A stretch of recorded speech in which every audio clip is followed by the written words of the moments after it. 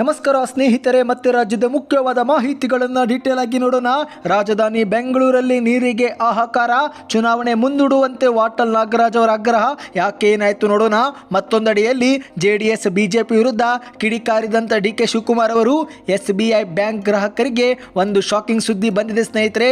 ನೀವು ಕೂಡ ಏನಾದರೂ SBI ಬ್ಯಾಂಕ್ ಶಾಖೆಯಲ್ಲಿ ಖಾತೆ ಹೊಂದಿದ್ದರೆ ವಿಡಿಯೋನ ಪೂರ್ತಿಯಾಗಿ ನೋಡಿ. ಕಾರು ಚಾಲಕರಿಗೆ ಮತ್ತೊಂದು ಹೊಸ ರೂಲ್ಸ್ ಜಾರಿಗೆ. ಈ ತಪ್ಪು ಮಾಡಿದರೆ 1,000 ದಂಡ ಕಟ್ಟಬೇಕು. ಇನ್ನು ರಾಜ್ಯದಲ್ಲಿ IPL ಬೆಟ್ಟಿಂಗ್ ಹುಚ್ಚು, 1 ಕೋಟಿ ಸಾಲ ಮಾಡಿದ ಪತಿ, ಸಾಲಗಾರ ಹಿಂಸೆಗೆ ಆತ್ಮಹತ್ಯೆ ಮಾಡಿಕೊಂಡ ಪತ್ನಿ. ಶಾಕಿಂಗ್ ಸುದ್ದಿಗಳು ಬಂದಿವೆ ಸ್ನೇಹಿತರೆ. ಇನ್ನು ಮುಖ್ಯಮಂತ್ರಿ ಸಿದ್ದರಾಮಯ್ಯವರು ಕೂಡ ಒಂದು ಟ್ವೀಟ್ ಮಾಡಿದ್ದಾರೆ. ಆ ಒಂದು ಟ್ವೀಟ್ ಕೂಡ ನೋಡೋಣ. ಎಲ್ಲ ಮಾಹಿತಿ ನೋಡೋಕ್ಕಿಂತ ಮೊದಲು ನೀವು ನಮ್ಮ ಚಾನಲ್ಗೆ ಮೊದಲು ಬಾರಿ ಭೇಟಿ ಕೊಡ್ತಾ ಇದ್ರೆ ದಯವಿಟ್ಟು ಸಬ್ಸ್ಕ್ರೈಬ್ ಬಟನ್ ಮೇಲೆ ಕ್ಲಿಕ್ ಮಾಡಿ, ಪಕ್ಕದಲ್ಲಿ ಕಾಣಿಸುವ ಗಂಟೆ ಕೂಡ ಒತ್ತಿದ್ರೆ ಸಾಕು. ರಾಜ್ಯದ ಮಾಹಿತಿಗಳು ನಿಮಗೆ ಸಿಗುತ್ತಿರುತ್ತವೆ. ಈ ಒಂದು ವಿಡಿಯೋಗೆ ಲೈಕ್ ಮಾಡಿ, ನಿಮ್ಮ ಅನಿಸಿಕೆಗಳನ್ನು ಕಮೆಂಟ್ ಮಾಡಿ. ಮೊದಲನೇ ಮುಖ್ಯವಾದ ಮಾಹಿತಿ, ಶೀಘ್ರವೇ ದೇಶಾದ್ಯಂತ ಲೋಕಸಭೆ ಚುನಾವಣೆ ನಡೆಯಲಿದ್ದು, ಆದರೆ ಈ ಒಂದು ಚುನಾವಣೆಗಳು ಮುಂದೂಡುವಂತೆ ಈಗ ವಾಟಾಳ್ ನಾಗರಾಜ್ ಅವರು ಆಗ್ರಹ ಮಾಡಿದ್ದಾರೆ. ಹೌದು ಸ್ನೇಹಿತರೆ, ಕಾಂಗ್ರೆಸ್, ಬಿಜೆಪಿ, JDS ಪಕ್ಷಗಳು ಚುನಾವಣಾ ಪ್ರಚಾರದಲ್ಲಿ ನಿರತರಾಗಿದ್ದು, ಹಾಗಾಗಿ ಯಾರೊಬ್ಬರು ಕೂಡ ಕಾವೇರಿ ನೀರಿನ ಬಗ್ಗೆ ಪ್ರಸ್ತಾಪ ಮಾಡುತ್ತಿಲ್ಲ. ಹೀಗಾಗಿ ಚುನಾವಣೆಯನ್ನ ಮುಂದೂಡುವಂತೆ ಕೇಂದ್ರದ ಚುನಾವಣಾ ಆಯೋಗಕ್ಕೆ ಕನ್ನಡ ಪರ ಹೋರಾಟಗಾರರಾಗಿರುವ ವಾಟಾಳ್ ನಾಗರಾಜ್ ಅವರು ಆಗ್ರಹಿಸಿದ್ದಾರೆ. ಬೆಂಗಳೂರಲ್ಲಿ ನೀರಿಗಾಗಿ ಆಗ್ರಹಿಸಿ ವಾಟಾಳ್ ನಾಗರಾಜ್ ಅವರ ನೇತೃತ್ವದಲ್ಲಿ ಕನ್ನಡ ಪರ ಸಂಘಟನೆಗಳಿಂದ ಮೈಸೂರು ಬ್ಯಾಂಕ್ ವೃತ್ತದಲ್ಲಿ ಖಾಲಿ ಕೊಡವನ್ನು ಹಿಡಿದು ಪ್ರತಿಭಟನೆ ಮಾಡಲಾಗಿದ್ದು, ಇದೇ ವೇಳೆ ಮಾಧ್ಯಮಗಳ ಮುಂದೆ ಮಾತನಾಡಿದಂಥ ವಾಟಾಳ್ ನಾಗರಾಜ್ ಅವರು, ಇಂದು ರಾಜ್ಯದಲ್ಲಿ ನೀರಿಲ್ಲ, ಎಲ್ಲೆಡೆ ಹಾಹಾಕಾರ ಶುರುವಾಗಿದೆ, ಹೀಗೇನೆ ಮುಂದುವರೆದರೆ ಕರ್ನಾಟಕ ಬಂದ್ ಮಾಡಬೇಕಾಗುತ್ತೆ ಎಂದು ಆಕ್ರೋಶವನ್ನು ವ್ಯಕ್ತಪಡಿಸಿದ್ದಾರೆ. ಎಲ್ಲರೂ ಕೂಡ ಚುನಾವಣೆಯಲ್ಲಿ ನಿರತರಾಗಿದ್ದಾರೆ. ಇಲ್ಲಿ ಬೆಂಗಳೂರಲ್ಲಿ ಕುಡಿಯಲು ಕೂಡ ನೀರಿಲ್ಲ, ನೀರಿಗೆ ಹಾಹಾಕಾರ ಶುರುವಾಗಿದೆ. ಯಾರೊಬ್ಬರು ಕೂಡ ಕಾವೇರಿ ನೀರಿನ ಬಗ್ಗೆ ಪ್ರಸ್ತಾಪ ಮಾಡುತ್ತಿಲ್ಲ. ಹೀಗೇನೆ ಮುಂದುವರೆದರೆ ಕರ್ನಾಟಕ ಬಂದ್ ಮಾಡಬೇಕಾಗುತ್ತೆ. ಚುನಾವಣೆಗಳನ್ನು ಮುಂದೂಡಿ ಕಾವೇರಿ ನೀರಿನತ್ತ ಗಮನ ಹರಿಸಿ ಎಂದು ಕನ್ನಡ ಪರ ಹೋರಾಟಗಾರ ವಾಟಾಳ್ ನಾಗರಾಜ್ ಅವರು ಹೇಳಿಕೆಯನ್ನು ಕೊಟ್ಟಿದ್ದಾರೆ ಸ್ನೇಹಿತರೆ. ಇನ್ನು ನೀವು ಕೂಡ ಏನಾದರೂ ಬೆಂಗಳೂರಿನವರಾಗಿದ್ದರೆ, ನೀರಿನ ಸಮಸ್ಯೆ ಎದುರಿಸುತ್ತಿದ್ದರೆ ಕಮೆಂಟ್ನಲ್ಲಿ ಎಸ್ ಅಥವಾ ನೋ ಎಂದು ಕಮೆಂಟ್ ಮಾಡಿ. ಇದರಿಂದ ಒಂದು ಉತ್ತಮ ಫೀಡ್ಬ್ಯಾಕ್ ಸಿಗುತ್ತೆ. ಇನ್ನು ಈಗ ಎರಡನೇ ಮುಖ್ಯವಾದ ಮಾಹಿತಿಗೆ ಹೋಗೋಣ. ಈ ಬಾರಿ ಲೋಕಸಭೆ ಚುನಾವಣೆಯಲ್ಲಿ ಕಾಂಗ್ರೆಸ್ ಪಕ್ಷವನ್ನು ಸೋಲಿಸಲು ಬಿಜೆಪಿ JDS ಮೈತ್ರಿ ಮಾಡಿಕೊಂಡಿದ್ದು, ಇದೇ ಒಂದು ಮೈತ್ರಿ ವಿಚಾರಕ್ಕೆ ಈಗ ಉಪಮುಖ್ಯಮಂತ್ರಿ ಡಿ.ಕೆ. ಶಿವಕುಮಾರ್ ಅವರು ವಾಗ್ದಾಳಿ ಮಾಡಿದ್ದಾರೆ. ಹೌದು, ಜಾತ್ಯತೀತ ಎಂದು ಹೇಳಿಕೊಳ್ಳುವ JDS ಲೋಕಸಭೆ ಚುನಾವಣೆಯಲ್ಲಿ ಬಿಜೆಪಿಯೊಂದಿಗೆ ಮೈತ್ರಿ ಮಾಡಿಕೊಂಡಿದೆ. ಈ ಮೂಲಕ JDS ಪಕ್ಷ ತನ್ನ ಎಲ್ಲ ತತ್ವ ಸಿದ್ಧಾಂತಗಳನ್ನು ಮೂಲೆ ಗುಂಪು ಮಾಡಿದೆ. ಈ ಒಂದು ಪಕ್ಷ ಸರ್ವನಾಶವಾಗಲಿದೆ ಎಂದು ಉಪಮುಖ್ಯಮಂತ್ರಿ ಡಿ.ಕೆ. ಶಿವಕುಮಾರ್ ಅವರು ಗೋಕರ್ಣದಲ್ಲಿ ಹೇಳಿಕೆ ಕೊಟ್ಟಿದ್ದಾರೆ. ಹೌದು ಸ್ನೇಹಿತರೆ, ಲೋಕಸಭೆ ಚುನಾವಣೆ ನಿಮಿತ್ತ ರಾಜ್ಯದ ನಾನಾ ದೇವಾಲಯಗಳಿಗೆ ಭೇಟಿ ನೀಡಿ ಬುಧವಾರ ಗೋಕರ್ಣದ ಶ್ರೀ ಮಹಾಗಣಪತಿ ಮತ್ತು ಶ್ರೀ ಮಹಾಬಲೇಶ್ವರ ದೇವರ ಆತ್ಮಲಿಂಗಕ್ಕೆ ಪೂಜೆ ಸಲ್ಲಿಸಿ ಮಾಧ್ಯಮಗಳೊಂದಿಗೆ ಡಿ.ಕೆ. ಶಿವಕುಮಾರ್ ಅವರು ಮಾತನಾಡಿದ್ದಾರೆ. ಇದೇ ನಡುವೆ ಮಾಧ್ಯಮದವರು ಡಿ.ಕೆ. ಶಿವಕುಮಾರ್ ಅವರು ಮುಖ್ಯಮಂತ್ರಿ ಆಗಲಿ ಎಂದು ಅರ್ಚಕರು ಪೂಜೆ ಸಂದರ್ಭದಲ್ಲಿ ಸಂಕಲ್ಪ ಮಾಡಿದ್ದಾರೆ ಎಂಬ ಪ್ರಶ್ನೆಗೆ ಉತ್ತರ ಕೊಟ್ಟಂತ ಉಪಮುಖ್ಯಮಂತ್ರಿ ಡಿ.ಕೆ. ಶಿವಕುಮಾರ್ ಅವರು, ಅದು ಅರ್ಚಕರು ಸಂಕಲ್ಪ ಮಾಡಿದ್ದಾರೆ, ಅರ್ಚಕರು ಹೇಳುವುದರಲ್ಲಿ ತಪ್ಪೇನಿಲ್ಲ, ಅವರಿಗೂ ಕೂಡ ಆಸೆ ಇರುತ್ತೆ. ಈಗ ರಾಜ್ಯದ ಮುಖ್ಯಮಂತ್ರಿಯಾಗಿ ಸಿದ್ದರಾಮಯ್ಯನವರು ಇದ್ದಾರೆ, ಅವರ ನಾಯಕತ್ವದಲ್ಲಿ ನಾವು ಕೂಡ ಮುಂದೆ ಹೋಗುತ್ತಿದ್ದೇವೆ. ಕೆಲವರು ನನ್ನನ್ನು CM ಆಗಲಿ ಎಂದು ಹೇಳುತ್ತಾರೆ, ಅವರ ಬಾಯಲ್ಲಿ ಬರುವುದನ್ನು ತಪ್ಪಿಸಲು ಸಾಧ್ಯವೇ ಎಂದು ಪ್ರಶ್ನೆ ಮಾಡಿದ್ದಾರೆ. ಯಾರು ಏನೇ ಆಸೆ ಪಟ್ಟರೂ ಪಕ್ಷವೇ ಅಂತಿಮವಾಗಿ ತೀರ್ಮಾನಿಸಲಿದೆ. ಮುಖ್ಯಮಂತ್ರಿ ಸಿದ್ದರಾಮಯ್ಯರ ನೇತೃತ್ವದಲ್ಲಿ ರಾಜ್ಯದಲ್ಲಿ ಒಳ್ಳೆಯ ಮಳೆ ಬೆಲೆ ಆಗಲಿ ಎಂಬುದಾಗಿ ನಾನು ದೇವರಲ್ಲಿ ಪ್ರಾರ್ಥಿಸಿಕೊಂಡಿದ್ದೇನೆ ಎಂದು ಡಿ.ಕೆ. ಶಿವಕುಮಾರ್ ಅವರು ಉತ್ತರಿಸಿದ್ದಾರೆ.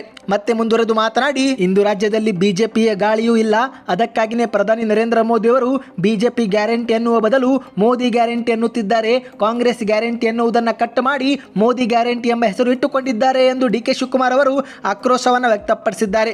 ಇನ್ನೀಗ ಮತ್ತೊಂದು ಮುಖ್ಯವಾದ ಮಾಹಿತಿಗೆ ಹೋಗೋಣ. ಅದಕ್ಕಿಂತ ಮೊದಲು ನೀವು ಕೂಡ ಏನಾದರೂ SBI ಶಾಖೆಯಲ್ಲಿ ಬ್ಯಾಂಕ್ ಖಾತೆ ಹೊಂದಿದ್ದರೆ ನಿಮಗೆ ಒಂದು ಶಾಕಿಂಗ್ ಸುದ್ದಿ ಬಂದಿದೆ. ಹೌದು ಸ್ನೇಹಿತರೆ, ಸ್ಟೇಟ್ ಬ್ಯಾಂಕ್ ಆಫ್ ಇಂಡಿಯಾ ಕೆಲವು ಡೆಬಿಟ್ ಕಾರ್ಡ್ಗಳಿಗೆ ವಾರ್ಷಿಕ ನಿರ್ವಹಣಾ ಶುಲ್ಕವನ್ನು ಪರಿಷ್ಕರಿಸಿದ್ದು, ಏಪ್ರಿಲ್ 1ರಿಂದ ಈ ಒಂದು ಹೊಸ ದರ ಜಾರಿಗೆ ಆಗಲಿದೆ ಎಂದು SBI ವೆಬ್ಸೈಟ್ನಲ್ಲಿ ತಿಳಿಸಲಾಗಿದೆ. ಹೌದು, ನೀವು ಕೂಡ ಏನಾದರೂ SBI ಬ್ಯಾಂಕ್ ಶಾಖೆಯಲ್ಲಿ ಖಾತೆ ಹೊಂದಿದ್ದರೆ ಏಪ್ರಿಲ್ 1ರಿಂದ ನಿಮ್ಮ ಡೆಬಿಟ್ ಕಾರ್ಡ್ಗಳಿಗೆ ನೀವು ವರ್ಷಕ್ಕೆ ಕಟ್ಟುವ ಶುಲ್ಕವನ್ನು ಹೆಚ್ಚಿಗೆ ಇನ್ನು ಮುಂದೆ ಕಟ್ಟಬೇಕಾಗುತ್ತೆ. ಹೌದು ಸ್ನೇಹಿತರೆ, ಈಗ ಬಂದಿರುವ ಮಾಹಿತಿ ಪ್ರಕಾರ classic debit card, silver debit card, global debit card, contactless debit card ಸೇರಿದಂತೆ ಇತರೆ ಡೆಬಿಟ್ ಕಾರ್ಡ್ಗಳ ವಾರ್ಷಿಕ ನಿರ್ವಹಣೆಗೆ 125 ರೂಪಾಯಿ ತೆಗೆದುಕೊಳ್ಳಲಾಗುತ್ತಿತ್ತು. ಆದರೆ ಇನ್ನು ಮುಂದೆ 200 ರೂಪಾಯಿಗೂ ಅಧಿಕ ತೆಗೆದುಕೊಳ್ಳಲಾಗುತ್ತೆ ಎಂದು ಹೇಳಲಾಗಿದೆ. ಇದೇ ರೀತಿ SBI ಬ್ಯಾಂಕ್ ಶಾಖೆಯಲ್ಲಿ ಹಲವಾರು ಡೆಬಿಟ್ ಕಾರ್ಡ್ಗಳು ಇದ್ದು, ಎಲ್ಲ ಡೆಬಿಟ್ ಕಾರ್ಡ್ಗಳ ವರ್ಷಕ್ಕೆ ಕಟ್ಟುವ ಹಣವನ್ನು ಈಗ ಮತ್ತೆ ಹೆಚ್ಚಿಗೆ ಮಾಡಿದ್ದಾರೆ. ಎಲ್ಲ ಒಂದು ಡೆಬಿಟ್ ಡೆಬಿಟ್ ಕಾರ್ಡ್ಗಳಲ್ಲಿ ಸರಿಸುಮಾರು 75ರಿಂದ 80 ರೂಪಾಯಿವರೆಗೂ ಹೆಚ್ಚಿಗೆ ನಾವು ಕಾಣಬಹುದಾಗಿದೆ ಸ್ನೇಹಿತರೆ. ಯಾವ ಡೆಬಿಟ್ ಕಾರ್ಡ್ಗೆ ಎಷ್ಟು ಹಣವನ್ನು ಈಗ ಚಾರ್ಜ್ ಮಾಡುತ್ತಾರೆ ಎಂಬ ಮಾಹಿತಿ ನಾನು ಇದೇ ಒಂದು ವಿಡಿಯೋ ಡಿಸ್ಕ್ರಿಪ್ಷನ್ ಅಲ್ಲಿ ಕೊಟ್ಟಿದ್ದೇನೆ ಸ್ನೇಹಿತರೆ, ಹೋಗಿ ನೀವು ಪರಿಶೀಲನೆ ಮಾಡಿಕೊಳ್ಳಬಹುದಾಗಿದೆ. ಇನ್ನು ಈಗ ಮತ್ತೊಂದು ಮುಖ್ಯವಾದ ಮಾಹಿತಿಗೆ ಹೋಗೋಣ. ಅದಕ್ಕಿಂತ ಮೊದಲು ಇದುವರೆಗೆ ವಿಡಿಯೋಗೆ ಲೈಕ್ ಮಾಡಿಲ್ಲವೆಂದರೆ ಲೈಕ್ ಮಾಡಿ ಮತ್ತು ರಾಜ್ಯದ ಮಾಹಿತಿಗಳು ನಿಮಗೆ ಬೇಕಂದ್ರೆ ನಮ್ಮ ಚಾನಲ್ಗೂ ಕೂಡ ನೀವು ಸಬ್ಸ್ಕ್ರೈಬ್ ಮಾಡಿ. ಇನ್ನು ಈಗ ಮತ್ತೊಂದು ಮುಖ್ಯವಾದ ಮಾಹಿತಿ, ಇನ್ನು ಮುಂದೆ ಕಾರಿನ ಹಿಂಬದಿ ಪ್ರಯಾಣಿಕರು ಕೂಡ ಸೀಟ್ ಬೆಲ್ಟ್ ಕಡ್ಡಾಯವಾಗಿ ಧರಿಸಬೇಕು. ಒಂದು ವೇಳೆ ಸೀಟ್ ಬೆಲ್ಟ್ ಧರಿಸದಿದ್ರೆ 1,000 ರೂಪಾಯಿ ದಂಡ ವಿಧಿಸಲಾಗುತ್ತೆ. ಹೌದು ಸ್ನೇಹಿತರೆ, ಸಾರಿಗೆ ಸಚಿವಾಲಯ ಹೊರಡಿಸಿರುವ ಹೊಸ ಅಧಿಸೂಚನೆಯ ಪ್ರಕಾರ ಮುಂದಿನ ವರ್ಷ ಏಪ್ರಿಲ್ 1, 2025ರಿಂದ ತಯಾರಾಗುವಂತ ಎಲ್ಲಾ ಕಾರುಗಳಲ್ಲಿ ರಿಯಲ್ ಸೀಟ್ ಬೆಲ್ಟ್ ಅಲಾರಾಮ್ ಅನ್ನ ಒದಗಿಸಬೇಕಾಗುತ್ತೆ ಎಂದು ಸೂಚನೆ ಕೊಡಲಾಗಿದೆ. ಈ ಒಂದು ಮೂಲಕ ಮುಂದಿನ ವರ್ಷದಿಂದ ದೇಶಾದ್ಯಂತ ಎಲ್ಲಾ ಕಾರುಗಳಲ್ಲಿ ಹಿಂಬದಿ ಕುಳಿತವರು ಕೂಡ ಕಡ್ಡಾಯವಾಗಿ ಸೀಟ್ ಬೆಲ್ಟ್ ಧರಿಸಬೇಕು. ಹೌದು, ಈ ಒಂದು ನಿಯಮ ಉಲ್ಲಂಘನೆ ಮಾಡಿದರೆ ಈ ಒಂದು ಹಿಂದೆ ಇದ್ದಂತ ದಂಡ ಮೊತ್ತವನ್ನ 500 ರೂಪಾಯಿಂದ 1,000 ರೂಪಾಯಿವರೆಗೂ ಕೂಡ ಹೆಚ್ಚಿಗೆ ಮಾಡಿದ್ದಾರೆ. ಬಾಡಿಗೆ ಆಗಿರಲಿ ಅಥವಾ ಖಾಸಗಿ ಕಾರುಗಳಾಗಿರಲಿ ಚಾಲಕನ ಜೊತೆಗೇನೆ ಪ್ರಯಾಣಿಕರು ಕೂಡ ಕಡ್ಡಾಯವಾಗಿ ಸೀಟ್ ಬೆಲ್ಟ್ ಧರಿಸಬೇಕು ಎಂದು ಸಾರಿಗೆ ಸಚಿವಾಲಯ ಸೂಚನೆ ಕೊಟ್ಟಿದೆ ಸ್ನೇಹಿತರೆ. ಈಗಾಗಲೇ ಕಾರಿನ ಹಿಂಬದಿ ಪ್ರಯಾಣಿಕರು ಕೂಡ ಸೀಟ್ ಬೆಲ್ಟ್ ಧರಿಸಬೇಕೆಂಬ ನಿಯಮ ಜಾರಿಯಲ್ಲಿದೆ. ಇದನ್ನು ಇನ್ನಷ್ಟು ಕಟ್ಟುನಿಟ್ಟಾಗಿ ಜಾರಿಗೊಳಿಸಲು ಸರ್ಕಾರ ನಿರ್ಧರಿಸಿದ್ದು, ಈ ಮೂಲಕ 2025 ಏಪ್ರಿಲ್ 1ರಿಂದ ಮಾರಾಟವಾಗುವ ಎಲ್ಲಾ ಕಾರುಗಳಲ್ಲಿ ಕಡ್ಡಾಯವಾಗಿ ಹಿಂದಿನ ಸೀಟ್ ಬೆಲ್ಟ್ ಅಲಾರಾಮ್ ಕೂಡ ಅಳವಡಿಸಬೇಕು ಎಂದು ಕಾರು ತಯಾರು ಮಾಡುವವರಿಗೆ ಸೂಚನೆ ಕೊಡಲಾಗಿದೆ. ಇದೇ ರೀತಿ ಮುಂದಿನ ವರ್ಷದಲ್ಲಿ ಕಾರು ಖರೀದಿ ಮಾಡುವವರು ಕೂಡ ಹಿಂದಿನ ಸೀಟ್ ಬೆಲ್ಟ್ ಅನ್ನ ನೋಡಿನೇ ಕಾರು ಖರೀದಿ ಮಾಡಬೇಕು ಮತ್ತು ಕಾರು ಚಲಾಯಿಸುವಾಗ ಹಿಂದೆ ಕುಳಿತವರಿಗೂ ಕೂಡ ಸೀಟ್ ಬೆಲ್ಟ್ ಧರಿಸುವಂತೆ ಕಾರು ಚಾಲಕ ಸೂಚನೆ ಕೊಡಬೇಕು ಎಂದು ಸರ್ಕಾರ ಆದೇಶದಲ್ಲಿ ತಿಳಿಸಿದೆ. ಇದೊಂದು ಮುಖ್ಯವಾದ ಮಾಹಿತಿ ಆಗಿತ್ತು. ಇನ್ನು ಈಗ ಒಂದು ಶಾಕಿಂಗ್ ಸುದ್ದಿಗೆ ಹೋಗೋಣ ಸ್ನೇಹಿತರೆ. ಇಂದು ರಾಜ್ಯದಲ್ಲಿ IPL ಬೆಟ್ಟಿಂಗ್ ಕಾರಣ ಪತ್ನಿಯನ್ನ ಒಬ್ಬ ಪತಿ ಕಳೆದುಕೊಂಡ ಘಟನೆ ನಡೆದಿದೆ. ಹೌದು, ಪತಿಯ ಆನ್ಲೈನ್ ಕ್ರಿಕೆಟ್ ಬೆಟ್ಟಿಂಗ್ ಹುಚ್ಚಿಗೆ ಪತ್ನಿಯೊಬ್ಬಳು ಈಗ ಬಲಿಯಾಗಿರುವ ಘಟನೆ ಚಿತ್ರದುರ್ಗದಲ್ಲಿ ನಡೆದಿದೆ. ಹೊಸದುರ್ಗದ ಸಣ್ಣ ನೀರಾವರಿ ಇಲಾಖೆಯಲ್ಲಿ ಸಹಾಯಕ ಇಂಜಿನಿಯರ್ ಆಗಿ ದರ್ಶನ್ ಬಾಬು ಎನ್ನುವರು ಕೆಲಸ ಮಾಡುತ್ತಿದ್ದು, ಈಗ ಅವರ ಪತ್ನಿಯಾದಂತ ರಂಜಿತಾ ಎನ್ನುವರು 24ನೇ ವಯಸ್ಸಿನಲ್ಲಿ ಆತ್ಮಹತ್ಯೆಗೆ ಶರಣಾಗಿದ್ದಾರೆ. ಹೌದು ಸ್ನೇಹಿತರೆ, ಈ ಒಂದು IPL ಬೆಟ್ಟಿಂಗ್ ಹುಚ್ಚಿಗೆ ಬಿದ್ದಿದ್ದಂತ ದರ್ಶನ್ ಬಾಬು ಅವರು ಸರಿಸುಮಾರು 1.5 ಕೋಟಿಗೂ ಅಧಿಕ ಸಾಲ ಮಾಡಿದ್ದು, ಇದೇ ಒಂದು ಸಾಲ ಕೊಟ್ಟವರು ಮನೆಗೆ ಬಂದು ಕಿರುಕುಳ ಮಾಡಿದ್ದಕ್ಕೆ ಬೇಸತ್ತು ಆತ್ಮಹತ್ಯೆಗೆ ರಂಜಿತಾ ಅವರು ಈಗ ಶರಣಾಗಿದ್ದಾರೆ. ಸ್ವತಃ ರಂಜಿತಾ ಅವರೇ ಡೆತ್ ನೋಟ್ ನಲ್ಲಿ ಬರೆದಿಟ್ಟು ಆತ್ಮಹತ್ಯೆಗೆ ಒಳಗಾಗಿದ್ದಾರೆ. ಹೌದು ಸ್ನೇಹಿತರೆ, ದರ್ಶನ್ ಬಾಬು ಎನ್ನುವರು ಒಬ್ಬ ಇಂಜಿನಿಯರ್ ಆಗಿದ್ದು ಕ್ರಿಕೆಟ್ ಪಂದ್ಯಗಳಲ್ಲಿ ಬೆಟ್ಟಿಂಗ್ ಕೂಡ ಕಟ್ಟುತ್ತಿದ್ದರು. 2021ರಿಂದ IPL ಪಂದ್ಯಗಳಲ್ಲಿ ಬೆಟ್ಟಿಂಗ್ ಕಟ್ಟುತ್ತಲೇ ಲಕ್ಷ ಹಣವನ್ನ ಕಳೆದುಕೊಂಡಿದ್ದಾರೆ. ಹಲವರ ಬಳಿ ಸಾಲ ಕೂಡ ಮಾಡಿಕೊಂಡಿದ್ದಾರೆ. ಈ ರೀತಿ ಗಂಡ ಸಾಲ ಪಡೆದ ಬಳಿಕ ಸಾಲಗಾರರು ನಿರಂತರ ಮನೆಗೆ ಬಂದು ಕಿರುಕುಳ ಕೊಟ್ಟಿದ್ದು, ಇದೇ ಒಂದು ಕಾರಣಕ್ಕೆ ಬೇಸತ್ತ 24 ವರ್ಷದ ಪತ್ನಿ ರಂಜಿತಾ ಎನ್ನುವರು ಆತ್ಮಹತ್ಯೆ ಮಾಡಿಕೊಂಡಿದ್ದಾರೆ. ದುಡಿದಂತ ಹಣವನ್ನೆಲ್ಲ ಕಳೆದುಕೊಂಡ ಬಳಿಕ ಬೆಟ್ಟಿಂಗ್ ಕಟ್ಟಲು ಮತ್ತೆ ದರ್ಶನ್ ಬಾಬು ಅವರು 1.5 ಕೋಟಿ ಅಧಿಕ ಸಾಲ ಮಾಡಿದ್ರು ಎಂದು ಕೂಡ ಕುಟುಂಬದವರು ಹೇಳಿದ್ದು, ಅದರಲ್ಲಿ 1 ಕೋಟಿ ಹಿಂದಿರುಗಿಸುವಲ್ಲಿ ಯಶಸ್ವಿಯಾಗಿದ್ದಾರೆ.